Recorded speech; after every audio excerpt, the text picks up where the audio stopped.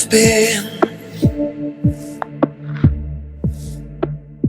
is long gone.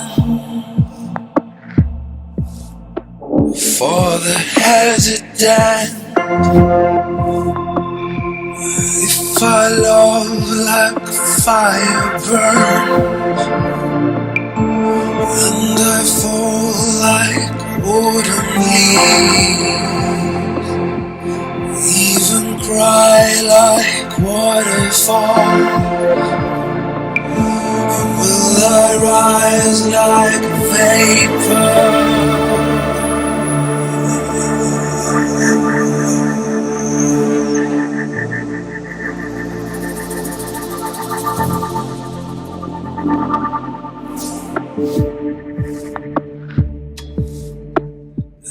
The beauty beyond me, I surrender. I'm ready. If I love like fire burns, and I fall like autumn leaves, even cry like waterfall. I will rise like vapor.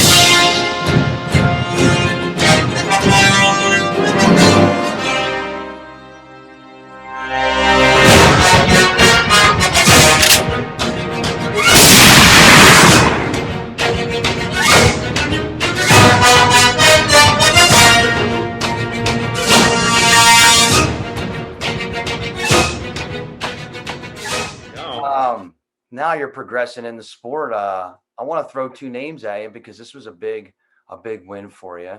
Jason Vale and Seth Barnett. You had two super matches on one day. Yeah, that was in I think April of last year. Yeah, April of 2019. Yeah, that was an awesome day for me. Started out with Seth Barnett left-handed. Yeah, I forget how this even came about, um, but I've never gripped up with Seth Barnett before that day. And I know he's a super heavy hitter. I mean, he's have wins on RVJ, guys like Daniel Worley. Yeah, Seth's left hand is top notch. And I've always wanted to get the opportunity to pull him. And yeah, however it was set up in April of 2019, I was very fortunate enough to get that match with him. And yeah, everything went my way. Um, He's massive hand, a lot of side pressure, and I was able to really just stop his hit. And yeah, everything worked out well that day. That was an awesome, awesome day for me. Then I also had the match with Jason Vale. Now, Jason Vale is an absolute legend in the sport, and if you don't know much about these two guys, you got to do your research on these two guys. Jason Vale is a true legend. He's a strap master. That's what he's known for. Um, but Jason has gone through a lot of health issues in his life. When I pulled him, I know he was in good enough shape to pull, and he had the little bit of drive to pull. But this is not the Jason Vale that is top level back in his day. But I was still able to get wins on him. I mean, it's still good, but it's not a top level Jason Vale. So you got to take it for what it is and actually Yeah. understand the perspective there. Okay. But just getting that opportunity to pull him as well. I mean, he's a legend. It's awesome. Yeah. I'm definitely gonna look into both of those guys. I mean, I know who they are now, but like you said, that third legends of the sport's kind of like Hank Aaron, Babe Ruth type shit. You know what I mean? Exactly. Yeah. Jason Vale has wins on everybody. You got some So does big Seth wins. Barnett. Yeah, you got some other big wins, my friend. When I didn't know some of them that you had until I looked through your YouTube. I go, Bill Runkle. Yeah, that was a good day. Yeah, That he's a was big that dude. was during that team versus team thing. Oh, That was during that. I Um, see. You got yeah, Bill was obviously a lot heavier than me, super heavyweight. mm, Um, I was able to take advantage. Obviously, I'm not going to go arm to arm with him, and I don't want his bicep on me. And fortunate enough that I was able to peel his hand back through the straps. Um, yeah, that was awesome. That was awesome.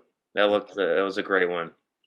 you're like Todd Zilla, what I call a pound for pound, blue collar. Just, I mean, it's one thing to see the heavyweights go at it, but when someone a little smaller steps on up and starts beating guys bigger than them, that's pretty impressive, man. I seen you beat Brandon Alcesser. Yeah, I've Seen that? I think I'm 4-1 against him right-handed. Never Wow. pulled him left-handed. Um, but yeah, no, I've have And four here I wins called against him the Brandon. King of Kings. I called him the King of Kings because he won all those trophies, but he's 1-4 against the Jason Merlo. So we'll have to keep watching, and see what happens next season. Yeah, that was like I said, the first time I pulled him was at the Keystones in 2018.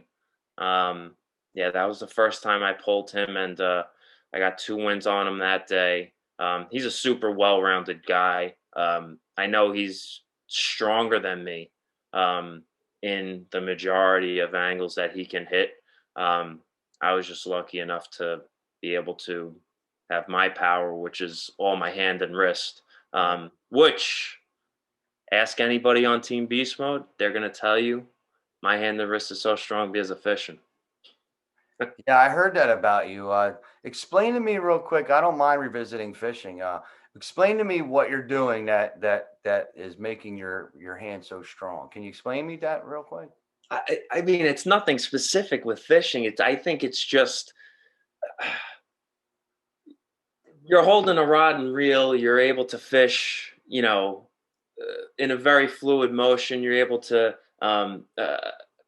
handle the sport of fishing with that, and I just think like just the general motion. It's a hammer curl. It's a hammer curl. That's exactly what the general motion is when you're hooking a fish and fighting a fish. Yeah. That could be why I've grown into being a top roller. Um, just thinking about it in the most simplest terms, that could be why. Everybody swears on the team that it's from fishing. Everybody. Yeah, I hear Everybody that. does. That's one thing I hear over and over. You talk about fluid. You talk about that fluid motion. Yes, That's the very first. Did you remember I brought that up when I first talked to you? And like, absolutely. that's what I seen at the Keystones, and we'll talk about that next. But it makes that now all these Lego pieces are coming together. It makes total sense because I'm wondering how I just and I didn't hear much, talk from you, but you're just so the way you moved. It was just like seeing the same match over and over. But now it all makes sense. Yeah. Sometimes the cards fall right, and I mean sometimes it looks good. I guess I don't know. I seen you beat Top Roll and CJ Twine too. I mean, what the hell are you doing? Yeah, see, when was that? Oh, that was, I guess that was October of 2018. I think that's when it was. Yeah, CJ was a little heavier than me then. I think he was around, I don't know, 230-ish or so. I've always been walking around at 195, but I've recently leveled up to around 202. I finally hit my highest. But yeah, around that time, those were great wins as well. Being able to beat him 3-0 left-handed and then 3-2 right-handed. He has a very strong riser, and his rising power, he was able to cap over my index finger, my pointer finger, and those first two matches he took them, and then when I was able to finally get the slip and figure it out, getting in the straps, I was fortunate enough to peel back his hand. Yeah, and that worked out good. Yeah, CJ's strong, and he's stronger now. That's for sure. He's stronger now than when I pulled him. So he's one to watch out. Yeah. Explain to me. It seems like sometimes these matches are decided before the match even starts. With the grip up and whatnot. Is there any kind of tips you can give our new arm wrestlers as far as what to look for or what not to do? Man, I mean, just a little something. depends. So it depends on what type of puller you are as a beginner. A lot of beginners I think are taught to really be top rollers first before starting to dive into the hook. Because I think the hook is a little more dangerous for a beginner. Oh, Um, because you're going to be applying so much more pressure. So I mean, for general top rolling, um, knuckles high, fingers pointed to the sky. You want your webbing a little higher if you can get it than your opponent's. Um, yeah, the grip, understanding the grip and the setup for what you want to attack during the match, that's super important. And yeah, you really need you need the guidance of a team so that you can really pick this apart at practice, figure out what exactly you need during the setup. you Get were a talk- team. That's my answer. Get a team. Train with a team. because you get a bunch of guys who have those eyes on you for it with the right thing and the right all for the right same reason. Then they're going to catch everything versus just guys pulling and stuff. You know what I mean? Absolutely.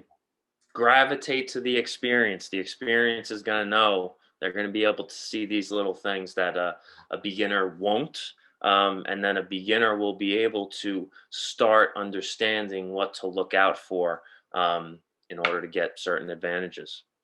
Yeah. Um, One thing I was on the wall site, they have like these ratings. They almost look like Madden ratings or whatever. I don't know how they come up with those numbers, but table IQ was one of them. And I hear it talked about sometimes, but I was just wondering your opinion on it and how do you attack table IQ? How do you use that as into your arsenal? Something something you can give us? Table IQ. Yeah, you need to know, you need to be able to see what is going on at any specific moment on the table, and you need to know how to react to that. If there is a certain setup or if there's a certain way that your opponent is setting up against you, you need to know what they are trying to achieve, and you need to know how to be able to combat that.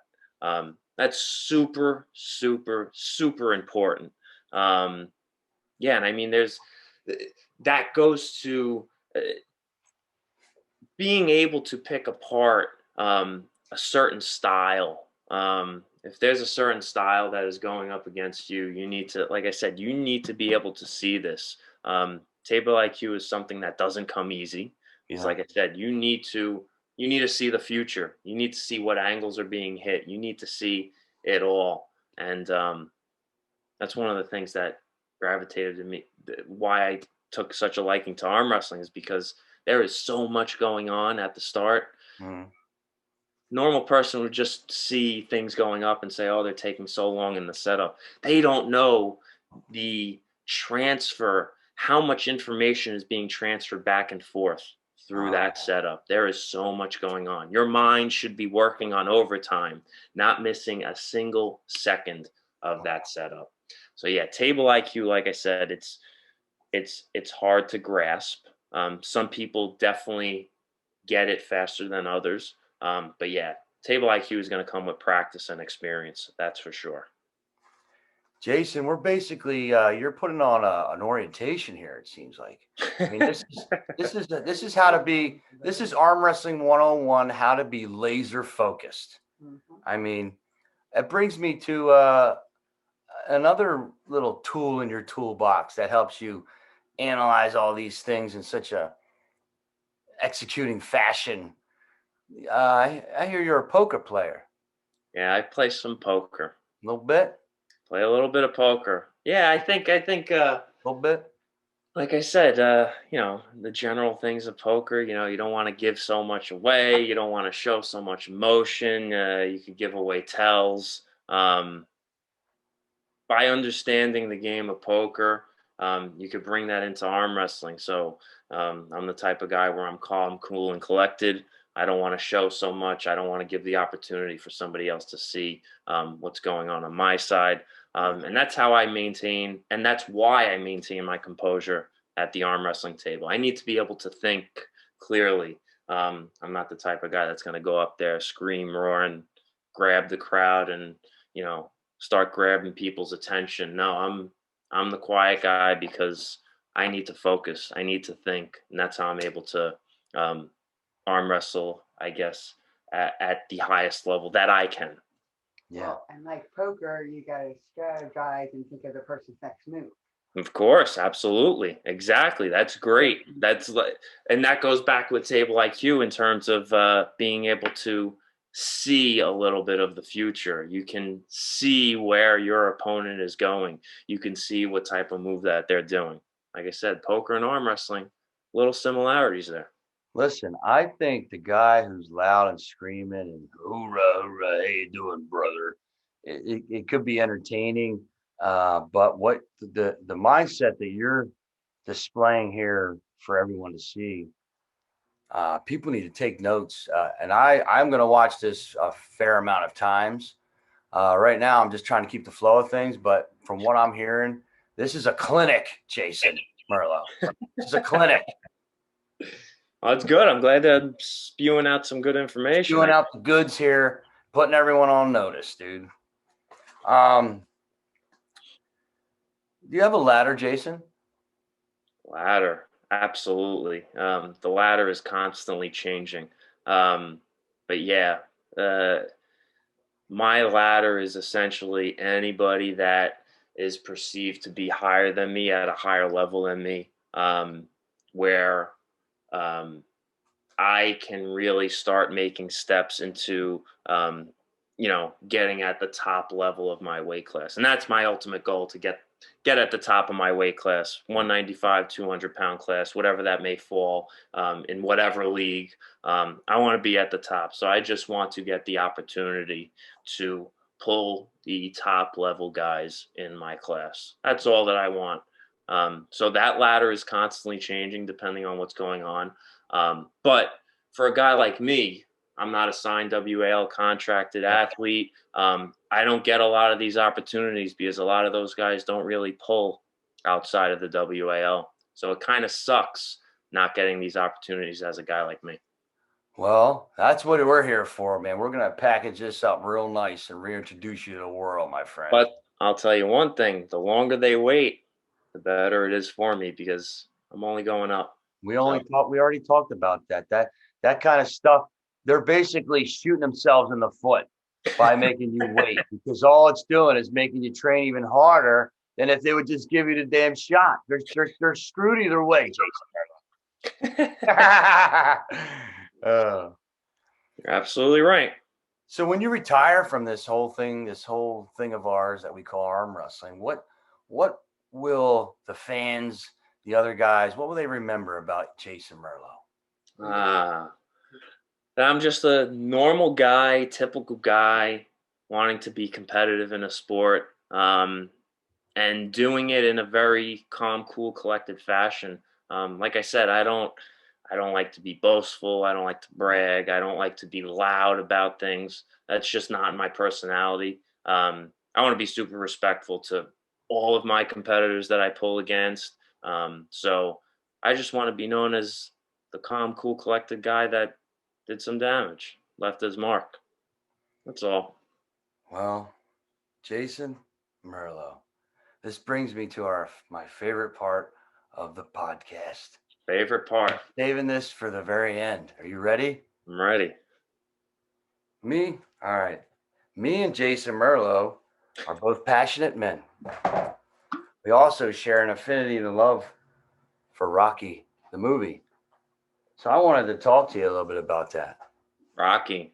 Yeah. Best movie franchise out there. We're going to go in the whole topic here. How old were you when you first seen the movie?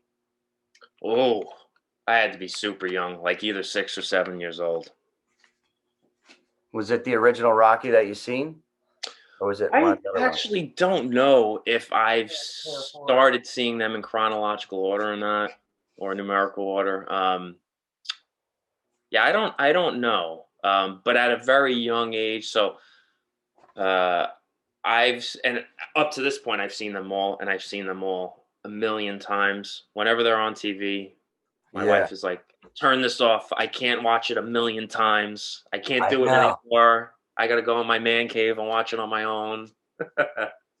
You want to hear a funny story? Shoot, I yeah. got my kids watch them with me. They know what it means to me, but I watch them hundreds and hundreds and hundreds of times, just like you. Well, me, April, and my kids, we were at the beach last summer. We were riding to the grocery store, Okay. and I put on there's montages online with Rocky. Like you want to see all the fights, you can see them, all the Or training scenes, all the sad stuff, whatever, all the music. all the music. Well, I put on some kind of montage that was sad, right? And we're going to the grocery store. Everybody's in a good mood. We get out of the car. My one daughter is crying. Oh my god. Yeah, man, that shit hits you deep. She don't even like the Rocky movies. That shit was hitting her. Yeah. They all Wow. I remember I was going to see Rocky Balboa, right? When that was in the movie theater and I had my kids with me. That's my favorite one, by the way. Well, when he goes, feel like I got this beast inside me.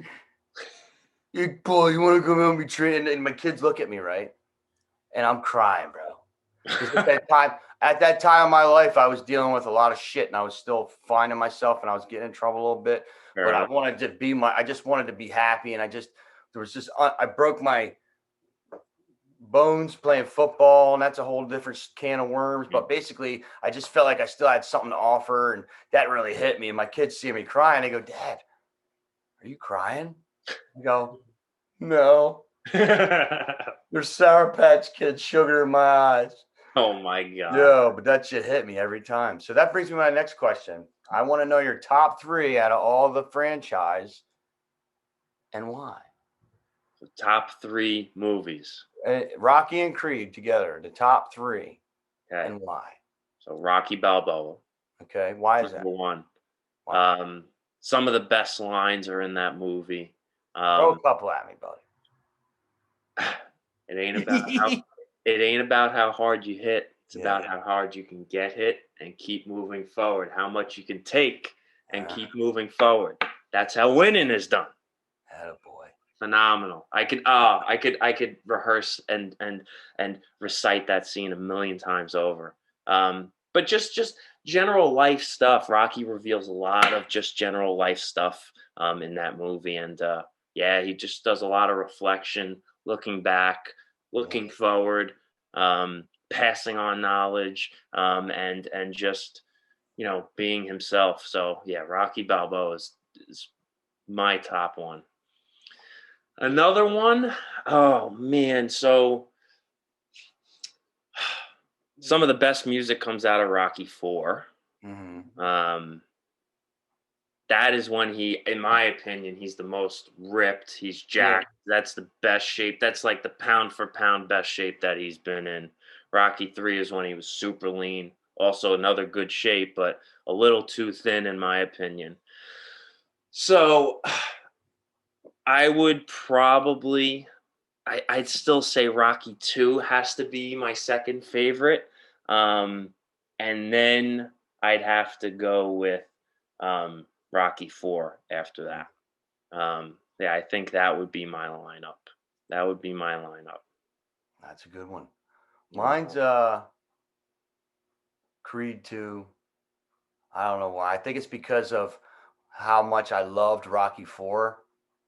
And that was my favorite prior. But it just felt like a natural sequel to Rocky 4. Okay. And because Rocky 4 was so connected to me and that was so good, that made it my new favorite because of Rocky 4, not despite of it. You know what I'm saying? Awesome. Yeah, yeah. So I'd say Rocky 4 is my number 2 for obvious reasons. It's almost everyone's favorite. Oh. And my third one, probably Rocky 2 as well. Yeah. Yeah. Yeah. It's all good stuff, man. That whole franchise, you can really learn a lot of stuff. Oh my God. What did you learn? Tell us what you learned. Just he's been telling us all night. Oh yeah. Yeah. What I learned, Jimmy. Whoa, the tides have turned. That's a good one. Being from Philadelphia, that was one thing that hit me right off the bat. I watched a few cartoons growing up, but those movies were what I watched, and I would watch them hundreds and hundreds of times. And I played Little League Baseball, and every time before a game, I'd have the soundtrack on, and my little cassette player. And God forbid the damn batteries run out, I'd be 0 for 4. But as long as I had that music on, man, I was pumped up and ready to go. And as I got older and I still connecting with it, and going through hard times, and my life, I've been kicked in the nuts, like in various different ways, but I've just refused to lay down. Like whenever something bad happens, yeah, I'll deal with it. But like I never just quit, even if I have a dollar bill left to my name. Like it's just that never say die, never quit. It's about that underdog. It's about being an outsider. It's about no one believing in you, but you believe in yourself. And it's about love. It's about friendship. It's about life, man. Like you said, exactly. It's life in a franchise. Almost every lesson. I don't think there were any druggies in the movie, but almost every lesson, you got an alcoholic, you got Paulie, there's just a lot of different lessons in there. Even Rocky himself, in Creed, you see him and his son don't talk. Right. It's not like he's perfect. Right. That's life. He's not, everybody loves Rocky, but he's not perfect. Exactly. Maybe he loves his kid, but they can't figure out a way to talk. Believe me, it's more common than you think. You know what I mean? Of course. It's real life shit. It's not the Avengers, And plus, being from Philly, it's like the heart and blood of the whole thing. And then when you go, that brings me to my next thing. Have you ever been on a rock? Have you ever been to the steps? Of course. Yeah. Come on. I went to college in Philly. I figured this much. Have you done the whole tour? Have you been to all the places? So have you been to the in Rocky Balboa where Adrian is up in that graveyard? Have you been there? Yeah, listen, go to my live feed. I went nuts. I don't know, something told me to go online, but I did a Rocky tour all on the live feed. And we went to Adrian's grave. That's awesome. Probably like 2 weeks ago, Jason. 3 weeks. That's so cool. You have to check it out. It's like in 4 parts. And Yeah, I cry a little bit on that, John. Because I was just talking about my, I don't know, passion. I just went nuts. You know me, I'm random as shit. But Listen, I'm going to tell you guys, I want to tell these guys something that I almost did on here, but I didn't do it. I'm going to. oh my God. Listen, But I'm doing it. Look at how cool it is, though, that a fictional character, I know. right, can be in real life. Like, look at the impact that it has. He still has a statue up. It's known as the Rocky Steps. Like, how much better? You can't get any better than that. Come on. It's an underdog. Who doesn't like a story about an underdog? Everybody loves that. Now I have to reveal I have a gift for Jason Merlo and for any and every Rocky fan that's ever watched the movie. Wow. There's a friend of mine, Joey I. I'm going to give you a brief background on Joey I. You probably never heard of him, but he's a professional cut man. He used to be a boxer. He was in Rocky 2. Wow. He was in Rocky 5. He was in Rocky Balboa, and he was in Creed. And That is awesome. I'll post the clips so you can see. Yeah. But I've been close with him for about a year. He's a real good guy, man. I love him. This right here, this Italian Stallion shirt, it's old school. It's his. That's awesome. Yeah, so awesome. You're looking into opening a gym. Say somebody sees this, thinking about becoming a fighter. Tell him to give me a call. What kind of trainer is Joey I, and what kind of fighter does he want? I want a guy. You give me a guy that's got nothing but heart. He'll never embarrass you. You know what I mean? Guys, some of go to have skills up and down, all over, but if they don't have a ticker, they're not worth putting in the ring. You can't give somebody heart. You can't give somebody power. You can teach them how to fight. All right.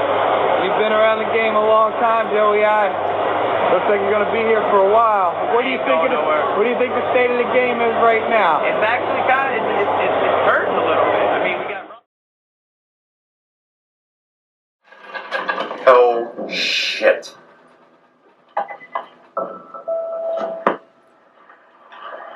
Where the fuck do you get your balls going over my fucking head talking behind my fucking back?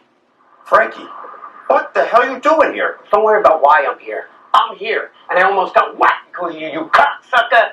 Oh, my friend you're talking to over here. Who was that? You being a fucking wise guy with me? Look like I. What was that? Look like I just backed out. Frankie, I know you're pissed off, but I can explain. Explain me this. Explain to me why half of fucking Chicago wants to fucking whack me. What's that got to do with you? You had nothing to do with this, Frankie. I know that, and you know that. But the boys back home in fucking Chicago want to fucking put a bullet in the back of my fucking head and throw me in fucking Lake Michigan because I think I was wearing a fucking wire with you. Everything happened too fast, Frankie. I didn't know how to get a hold of you. Listen to me and listen good. I got some other fucking business to take care of while I'm out here. You may or may not see me around. But I'm telling you now, you've been warned, you motherfucker, you. Don't you ever go over my head again, you stupid Jew prick, or I'll bury you out in the fucking desert, you Jew mother lover, you. I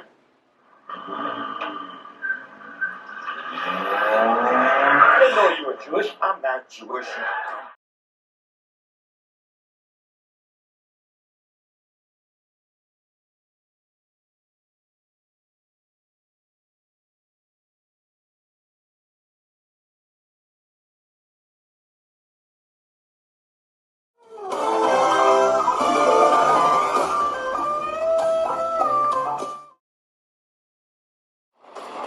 Hey, Rocky. Hey, how you doing? Good to see you. Hey. Hey, Rock, long time no see, brother.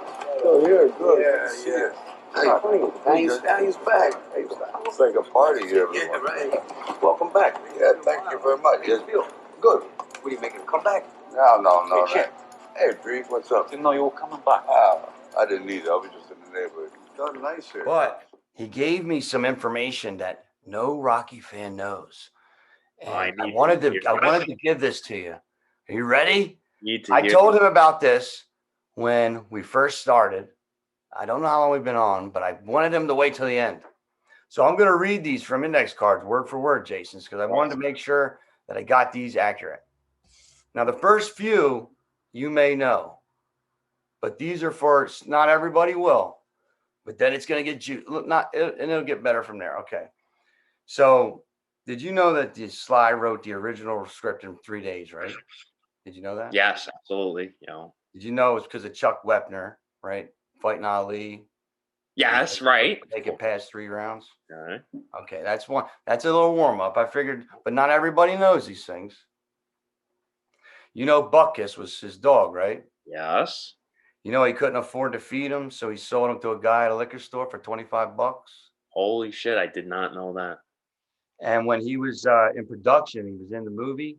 He went back and bought the dog back for $2,500. Wow. Yeah, boy. Wow. That's a good one. Butt kiss. Wow. Number 3. Carl Weathers, Apollo Creed. Did you know he was an NFL football player? No, I did not know that. I knew that. Played for the Oakland Raiders, 1970, 1971. Wow. That's why he's a beast. Oh, you could tell, like, even when you watch, have you ever seen the footage of them practicing the fight scene, Rocky and Apollo? Yeah. I mean, they look like They Apollo move. looks like a seasoned boxer. They move. Yeah, man. I wonder how many times they did that. Beat the hell out of each other. They probably did how many takes, dude? All day long. Could you imagine doing that all day? I'm sure they did do it all day. Rocky IV. Do you know that? Yeah, he was in the hospital. Yeah, his heart like stopped from one of the punches. Imagine getting your chest just caved in down. Yeah. Okay, next one. Originally, Sylvester Stallone was only trying to sell the script to United Artists. He wasn't trying to be in it. He was only trying to sell it. Wow. They made him an offer, a big offer, bigger than what you hear on the Wikipedias. All right. Once he got that number, he pulled out of the deal and said, "Hold on there, Poppy. I want to be in it now." Wow. That's where that came from. Imagine if that didn't happen. Yeah, right? He was literally a nobody. Do you know who they wanted to play Rocky? I don't know. Burt Reynolds. I don't know a guy named Ryan O'Neal. He must be an older actor. Yeah, Ryan O'Neal. Yeah. Who's Ryan O'Neal? Do you know? He's married to I don't know. Oh, James Caan. I don't know who that is either. Could you imagine if Rocky was made by Ryan O'Neal or James Caan? We wouldn't be talking about Jason. We wouldn't even be sitting here, brother. All right. It wouldn't be known as Rocky. It just wouldn't. There would be no podcast. That changed everything. You know that. Okay, next. Oh, a little tidbit on that as well. His first offer when he was just offering it as a writer was $150,000. It went all the way up to $650,000. Wow. You didn't hear that one though from me. You could do When he took the lead, guess how much he got paid? $1,000,000? $28,000 for Rocky 1. Talk about taking risks, Jason Merlo. Yeah. Yeah. All right. Wow. Now remember in Rocky 1 when Gazzo's driver, Buddy, was telling Rocky to kiss his ass? Yes. Nobody ever knows what Rocky said to Buddy. You know how he mumbled something under his breath? Yeah. Even my buddy Joey I couldn't get it. Well, he's always in a bed, but you know you ought to count your blessings, buddy. You're still a healthy person, you know that? I don't like your face. I don't like your Z. Kiss my ass. I'm on your shoulders now. Come on, Relax. My ears. What are you driving? What he said was, lower your shoulders. Lower your shoulders. So you have to go back and watch it because I'll have to go back and watch it. Put the caption on. Lower your shoulders. Lower your shoulders. Maybe like stop being so tough or something. You know what I mean? Ah, now that makes sense. Like lower your shoulders. Lower your shoulders. Lower your shoulders. Yeah, I got to go back and listen. All right, next. They found the guy, Buddy, who said that, working on the street as a construction worker on a scaffold. He wasn't even an actor. He was just a regular guy. Wow. Everyone in that movie wore their original clothing Everyone. There was no costumes or none. Every person you saw was just regular clothes, regular people. The Wow. budget was so low. Pretty nuts, huh, Jason Merlo? That's so cool. You hanging in there? That's so cool. Absolutely. Is your mind blown yet? Cool. All right. Now, you remember when Paulie throws the turkey out in the alley? Of course. Go out and eat the turkey. Yeah.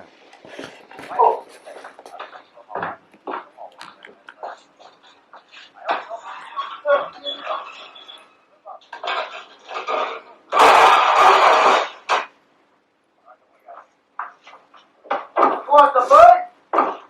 Go in the alley and eat the bird. Oh.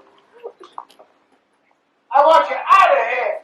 Get out of the house. Someone was out there to catch it because that's the only one they had. That's how low budget it was. Oh my God. Somebody was out there to catch it that you didn't see on the camera. Wow. Yep. Ready for this? You won't know this until you go back and see it, but I'll post a clip and you'll be able to see. My guy Joey I was in Creed when he walks into the gym to see Adonis, and decides to start training with him. Right. Joey, my buddy Joey I is the one who greets him. Joey I is the guy who got to write the lines for that scene, so that was like a homage to him. That's just a little jump shot from my buddy Joey. Interesting. Next tidbit. Paulie, did you know he was a pro boxer? Wow. Really? Oh my Yeah, boy. God. What year? Was he terrible? Was he terrible? That I don't know. I just found this out within the past 24 hours. Wow. So I'll have to look into that. Duke, Apollo's trainer, was Yeah. also a pro boxer. I could see that. Yeah. I could see that. Paulie also managed a bunch of fighters in early 90s and 2000s. Wow. So he's been in the business for a little while, and I had no idea until yesterday. Yeah, he stuck around and yeah. Wow. Here's a juicy one. Rocky throws the fight by letting Gazzo know so he could bet against himself so he could buy the pet shop back for Adrian. Remember that? Wow. Yeah. Oh my God. Did it on purpose, dog. Wow. Yeah. Talk about the mind fuck, huh? Yeah. That's unbelievable. Wow. Yeah, pretty neat, huh? Now, the producer's son from Creed told my guy Joey that Sly wasn't even trying to sell the movie Rocky to United Artists at first. He was trying to sell a wrestling movie called Paradise Alley. Wow. So Rocky wasn't even the first pitch. But they didn't want anything. Paradise Alley was. I don't think it was ever made. I don't know. It's a wrestling movie about pro wrestling, like WWE. Oh, But shit. United Artists didn't want anything to do with a wrestling movie at that time because it was like the 70s. Right. You know what I Right. mean? So I Man. think I got one more. This is one ain't so juicy. I didn't put them in any type of order. I just put them together. Yep. No In problem. Rocky 2, where he goes back to Lincoln High School. That's where my mom went to high school as well. He makes a speech to the senior class talking about never giving up and all the whole Rocky philosophy, but it got cut from the film. Wow. He did do a scene like that. Oh, that should have been in there. Are you kidding? Yeah, I know, right? You can still do that. Now, just in case you wanted to check out, I'll post the clips where my guy Joey I is in them so that you can make the connection. Awesome. Hell yeah. Yeah. That's cool stuff, man. That inside info, I like it. Yeah. I like it.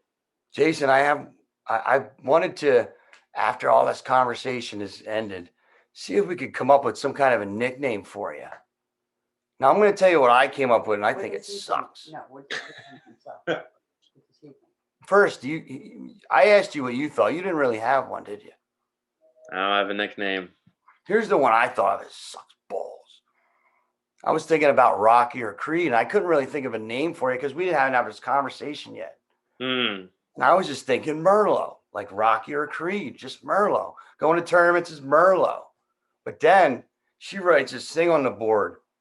You ready? Tell me what you think of this. Yeah. The silencer. Ooh. Because you talk about your quiet, Wow. business mindset. You talk about the guys being loud and you just going up there and just draining it out of them and not saying a word. It's kind of like getting shot with a silencer, Jason Merlo. Wow. Yeah, dude. When I seen her write that, I go, get the hell out of here. He's going to love it. Listen, stop. Jason, the silencer, Merlo. If it sticks, Dude, I think it's cool. Let's just toss the jump shot into the universe. This is the big conclusion, because you got to know when to wait, because we got to wait till the next episode now we do together. Right. We don't even want a cliffhanger. Man. I think it's a wonderful nickname because it explains you in so many ways. What are you doing out when you're fishing? You're silent. You're present. You're in the moment. What are you doing on the table? You're silent. You're business. It all makes sense, dude. It does. You like it? I think it's pretty cool. I think it's pretty cool too. It doesn't have to be like Mr. Papadopoulos, all crazy, long, crazy name. I mean, the silencer. Think about the merchandise, Jason Merlo. We'll see if I can fulfill that role. Oh my God! Cool. If you get some kind of product going, I want in on the business because I came up with it. We came up with it. Duly noted. Forget him. I like it. I like it. I'm being dead ass. Not even funny, Jason. I like it a lot. I mean, I'm just pissed off. I didn't come up with it, brother.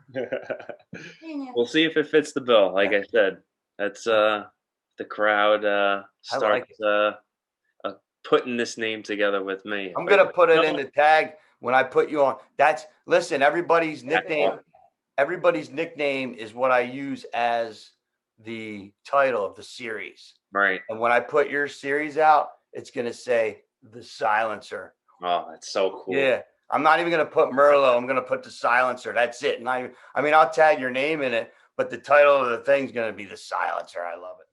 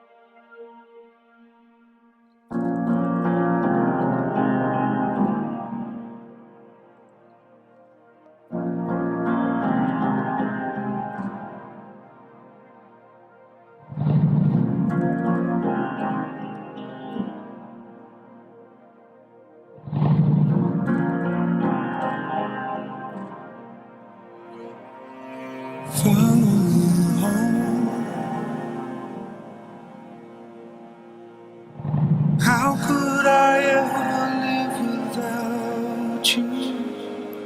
Follow me home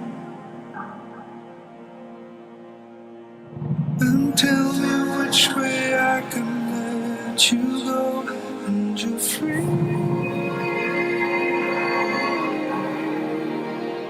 and you're free.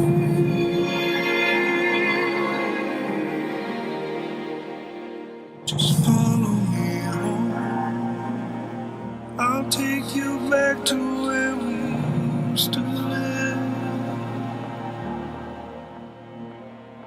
Thankfully now, these times will never go away again. And you're free.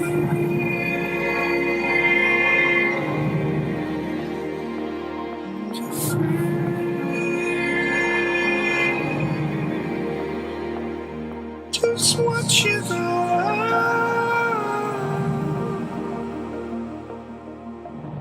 Holding you. Just watch me go.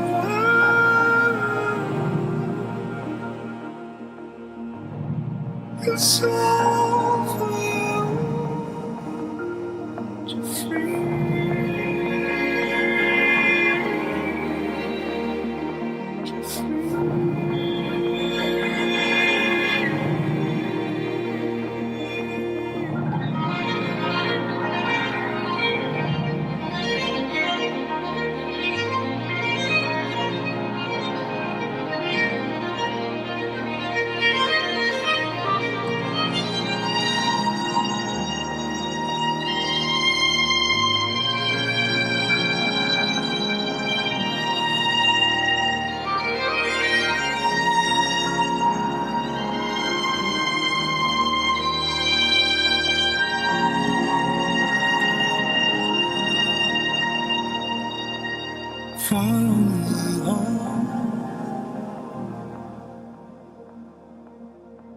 How could